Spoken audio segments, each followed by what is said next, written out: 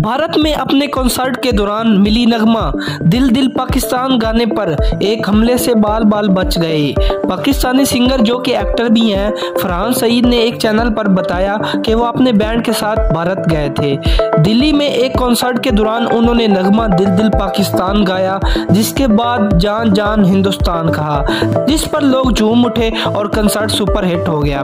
फिर 2 दिन बाद कलकत्ता में परफॉर्मेंस के दौरान अचानक ऑर्गेनाइजर ने कॉन्सर्ट रोककर फौरी तौर पर गाड़ी में बैठने का कहा। बाद में पता चला कि 300 से 400 अफराद उन्हें मारने के लिए इकट्ठे हो गए हैं। फरहान सईद के मुताबिक ऑर्गेनाइजर नाराज था क्योंकि उन्हें लगा उन्होंने जान जान हिंदुस्तान कहा है, हालांकि असल नारा जान जान हिंदुस्तान था।